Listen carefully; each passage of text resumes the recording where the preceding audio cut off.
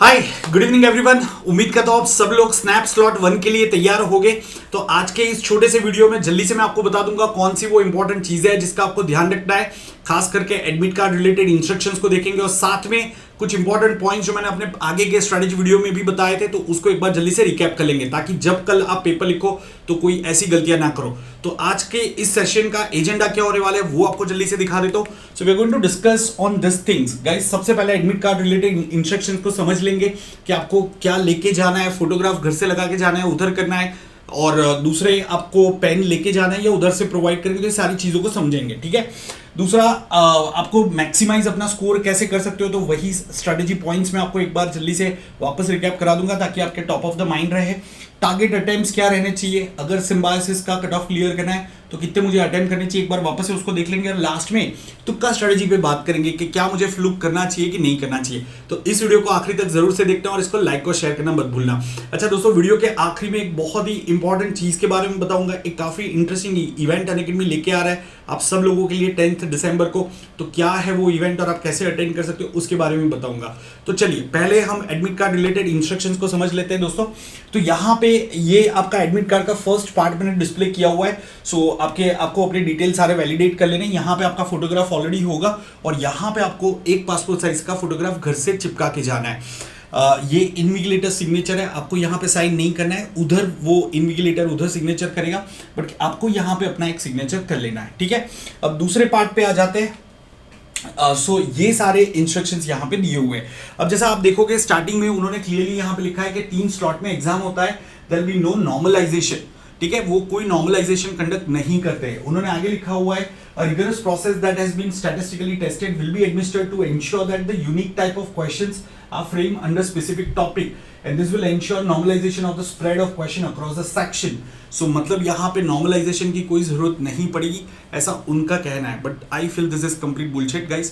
Cat वाले normalisation को follow कर रहे हैं, कितनी भी कोशिश कर ली जाए 3 पेपर सेम नहीं हो सकते। एक पेपर थोड़ा डिफिकल्ट रहेगा, एक पेपर थोड़ा इजी रहता है, थोड़ा वेरिएशन आता ही आता है, बट ठीक है। अब यहाँ पे ये लोग नॉर्मलाइजेशन नहीं फॉलो कर रहे हैं, तो जो भी स्लॉट आप लिख रहे हो आपको अपना बेस्ट अटेम्प्ट देना है और उसमें से जो आपका बेस्ट स्कोर आएगा उसको कंसिडर किया जाएगा। कुछ और पॉइंट्स को यहाँ पे समझ लेते हैं कि आपको जो है यस कलर प्रिंट आउट लेके जाना है दोस्तों, क्लियरली मेंशन किया हुआ है। सो आप black and white print out लेके मत जाना, मेक श्योर कि आप कलर प्रिंट आउट लेके जाते हो ताकि कोई कंफ्यूजन उधर ना हो। उसके अलावा आपको थोड़ा सा जल्दी उधर पहुंच जाना है। जैसे अगर आपका 2 बजे का स्लॉट है तो try to reach by 1:15 and comfortably आप अंदर चले जा सकते हो, ठीक है। एक और चीज यहाँ पे बताइए, आपको एक आईडी कार्ड लेके जाना है, तो ये स्टैंडर्ड इंस्ट्रक्शन है, ओरिजिनल आईडी कार्ड लेके जाना है, फोटोकॉपी लेके मत जाना। अब कैट के कंपैरिजन में स्नैप पे क्या डिफरेंस है, तो गाइस कैट के अंदर आपको pen and rough pages provide किए जाते हैं, स्नैप के अंदर आपको सिर्फ रफ पेजेस प्रोवाइड किए जाएंगे, पेन आपको लेके जाना है। और मैं यहाँ पे एक चीज सजेस्ट करूंगा कि जब भी आप एडमिट कार्ड का प्रिंट आउट निकालते हो तो आप हो सके तो सेपरेट पेजेस पे 1 साइडेड प्रिंट आउट निकालो। मतलब आपका जो एडमिट कार्ड है वो 2 पेज पे जाना चाहिए, एक पेज पे एडमिट कार्ड, दूसरे पेज पे इंस्ट्रक्शन, और इंस्ट्रक्शन के पीछे का पेज खाली रहेगा, तो आप थोड़ा सा रफ वर्क वगैरह उधर कर सकते हो। वैसे वो लोग पेज प्रोवाइड करते हैं बट वो कैट की तरह बुकलेट नहीं होता है, रफ नोटपैड नहीं रहता है, इंडिविजुअल पेजेस रहते हैं, तो आपको बार बार उनसे मांगना ना पड़े, आप उधर भी रफ वर्क कर सकते हो, ठीक है। तो एक स्ट्रैटेजी स्टूडेंट्स यूज करते हैं, ठीक है। यस एक और इंपॉर्टेंट चीज यहाँ पे ये है कि ये जो एडमिट कार्ड है ना उसको आपको स्टैम्प करवा लेना है उधर। तो यहाँ पे लिखा है please ensure that this snap test 24 admit card is stamped by the invigilator at the test centre and you are required to preserve this admit card. तो दोस्तों कल जैसे ही आपका एग्जाम हो जाता है ये एडमिट कार्ड को फेक मत देना, आपको वो स्टैम्प किया हुआ एडमिट कार्ड का एक फोटोग्राफ लेके आप उसको अपने आप को मेल कर सकते हो, क्योंकि you may require to produce that at the later stage. तो ये कुछ पॉइंट्स थे जो आपको ध्यान में रखने हैं, ठीक है। एक और चीज बता देता हूँ, कोई सेफ कीपिंग की फैसिलिटी उधर नहीं है, तो आप सिर्फ थोड़े से कैश वगैरह जेब में लेके जा सकते हो। अगर आप वॉलेट लेके गए, मोबाइल लेके गए तो उसको बाहर रखवा देते हैं, तो ये चीज़ों का ध्यान रखना। अब बात करते हैं कि हमें अटेम्प्ट कितने करने चाहिए, तो ये पॉइंट्स पे बात कर लेते हैं। सो गाइस ये मैंने आपको एक टारगेट अटेम्प्ट यहाँ पे प्रोवाइड किया हुआ है, तो एक बार जल्दी से इसको देख लो। राइट सो मैं आपको सजेस्ट करूंगा अगर आप एक वेल प्रिपेयर्ड स्टूडेंट हो, इंग्लिश, एलआर एंड क्वांट तीनों में अच्छी प्रिपरेशन है, तो टारगेट करो कि वीए में आप 30 या उससे ज़्यादा अटेम्प्ट करो। और उसमें एक्यूरेसी अच्छी मेंटेन करना, मतलब 90% आपकी एक्यूरेसी होनी चाहिए। एक आध क्वेश्चन अगर गलत हो जाता है that will be fine. Similarly LR में आप 23 तक क्वेश्चन अटेम्प्ट कर सकते हो, एंड उसमें से अगर आपके 21 22 सही हो जाते हैं दैट विल बी अमेजिंग, ठीक है। एंड क्वांट के अंदर you can target to attempt 17 to 18 questions, out of it 16 to 17 should be correct. If you attempt this way guys you will sure get Symbiosis SIBM call.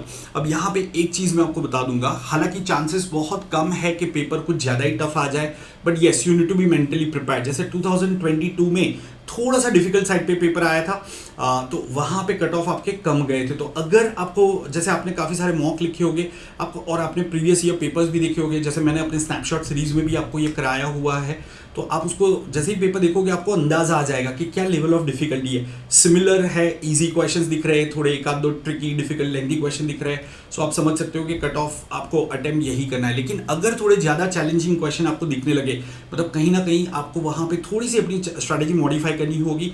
आपको ये समझना होगा कि थोड़े कम अटेम्प्ट करने पे भी मेरे कट ऑफ क्लियर हो सकते हैं। अच्छा, एक चीज़ मैं यहाँ पे बताना चाहता हूँ कि कल जैसे ही आपका फर्स्ट स्लॉट खत्म होता है, इमीडिएटली मैं पूरा आपका एनालिसिस लेके आ रहा हूँ। सो हम लोग क्वेश्चन डिस्कस करेंगे और बहुत जल्दी मैं सोल्यूशन की भी रिलीज करूंगा। तो सबको मेरे साथ में यहाँ पे 3 बजे, आपका 2 से 3 का स्लॉट है, तो मेरे साथ में 3 बजे यहाँ पे जुड़ जाना है यही चैनल पे, ठीक है। सो ये एक मिस मत करना। अब मैं आपको यहाँ पे एक चीज़ दिखाना चाहूँगा, जैसे 2022 के मैं आपको 2 क्वेश्चन दिखाता हूँ, और ये चीज़ का आप कल ध्यान रखना। जैसे एक इनपुट आउटपुट का क्वेश्चन आया था, आपको पता है कि लेंदी क्वेश्चन था। सिमिलरली क्वांट में भी, LR में भी आपको ऐसे और क्वेश्चन देखने को मिलेंगे जो थोड़े से लेंदी साइड पे होंगे, लेकिन बहुत ज़्यादा ऐसे क्वेश्चन नहीं होंगे, तो आपको ऐसे क्वेश्चन में उलझना नहीं है। ऑन द अदर एंड मैं आपको क्वांट का एक क्वेश्चन दिखाता हूँ दोस्तों।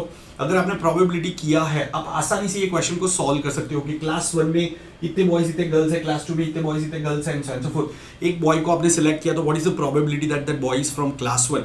इतना सिंपल सवाल है, ये 20 सेकंड का क्वेश्चन है कि आपको क्या करना था, यहाँ पे 6 + 5 + 4 कर देना था 15, और ये टोटल 15 बॉयज है, उसमें से क्लास 1 में कितने हैं 6, तो आप 6/15 सीधा कर सकते हो। क्या ये समझ में आ रहा है? तो आप फटाफट क्वेश्चन को आंसर कर सकते हो, ठीक है।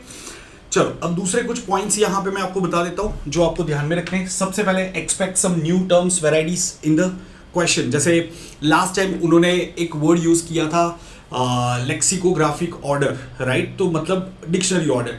तो अगर आपको वो वर्ड नहीं भी पता है, थोड़ा सा सोचना, आपको समझ में आ जाएगा। Try to interpret in the given context कि क्या हो सकता है ये, ठीक है। फैंसी वर्ड्स वो यूज़ करते हैं, ये LR क्वेश्चन की मैं बात कर रहा हूँ। सिमिलरली कुछ और मतलब जो सिंपल क्वेश्चन है क्वांट में भी उसको घुमा के कुछ पूछ सकते हैं, खास करके क्लॉक्स कैलेंडर हो गया या उसके अंदर कुछ नया वैरायटी वो इंट्रोड्यूस करेंगे, तो ये आपको एक्सपेक्ट करके चलना है, ठीक है। बट उसको थोड़ा सा सोचोगे, 10 सेकंड ज़्यादा दोगे, आपको डेफिनेटली क्लू मिलेगा।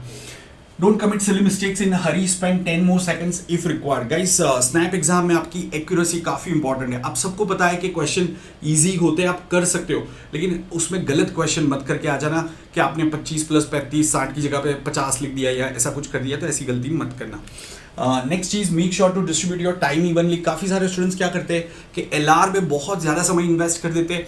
अब LR में आप कितना भी अच्छा प्रिपरेशन कर लो दोस्तों, आपको पता है कि 25 में से 25 नहीं हो सकता।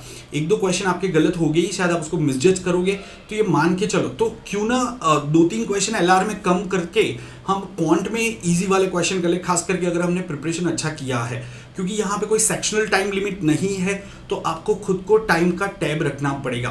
तो इंग्लिश के अंदर आइडियली आप 12 मिनट स्पेंड कर सकते हो। 12 मिनट में पहला इंग्लिश सेक्शन निपटा दो, फिर आपका LR सेक्शन आता है, तो वहाँ पे आप चाहो तो 25 से 27 मिनट स्पेंड कर सकते हो, और बाकी का 20-22 मिनट आप क्वांट में स्पेंड कर सकते हो। तो इस तरीके से आप टाइम डिस्ट्रीब्यूट कर सकते हो, ठीक है। Some questions of quant and LR will be really lengthy.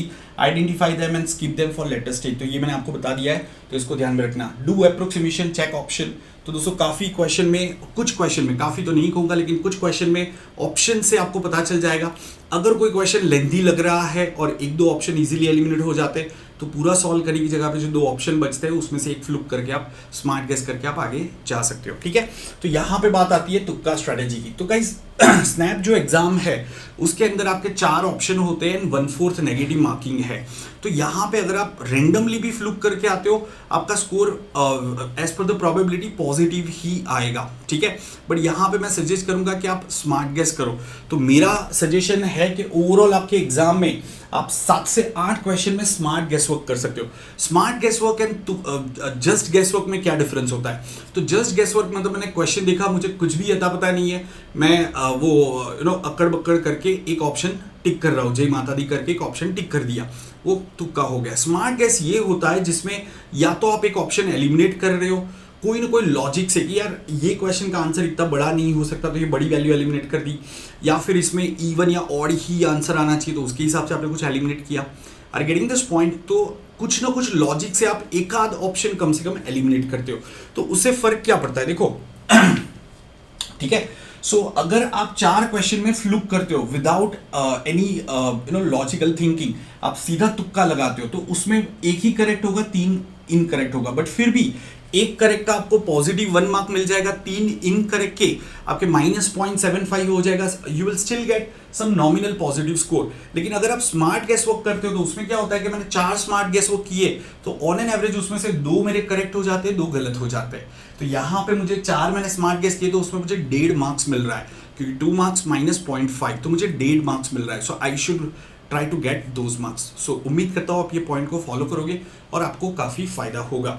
अब यहाँ पे जो मैंने स्टार्टिंग में आपको बताया था कि बहुत ही एक इंटरेस्टिंग चीज़ मैं आपको बताने वाला हूँ, तो सब लोगों को क्या करना है वो मैं आपको बता देता हूँ, जरा ध्यान से सुनना ये पार्ट।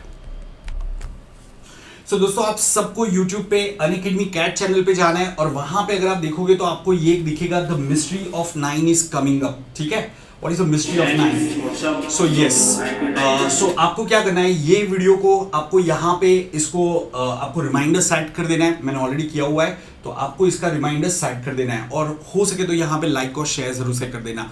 और ये इवेंट हो रहा है 10 दिसंबर को, तो आप सबको मेरे साथ में लाइव जुड़ना है during this event. So I will be going live from Bangalore. ठीक है, कुछ और सेलिब्रिटीज भी होंगे और कुछ अमेजिंग प्राइज जीतने का आपको यहाँ पे मौका भी मिलेगा। तो सब लोगों को अनअकैडमी कैट चैनल पे जाना है और इसको आपको रिमाइंडर सेट कर देना है और इसको लाइक और शेयर कर देना है। उम्मीद करता हूँ आप ये चीज़ ज़रूर से करोगे, साथ में ये वीडियो को भी लाइक और शेयर ज़रूर से कर देना। और जैसा मैंने आपको बताया कि कल दोपहर में 3 बजे मैं लाइव एनालिसिस लेके आ रहा हूँ, तो हम सब लोग कल यहाँ पे जुड़ेंगे। ठीक है, सो मिलते हैं दोस्तों कल। Once again wish you all the best and come and join me tomorrow. I am waiting for your messages के साथ। पेपर बहुत अच्छा गया क्योंकि हमने काफ़ी मेहनत करी है स्नैपशॉट सीरीज में, तो उम्मीद करता हूँ आपका पेपर काफ़ी अच्छा जाएगा। मिलते हैं दोस्तों कल। Till then bye bye and take care.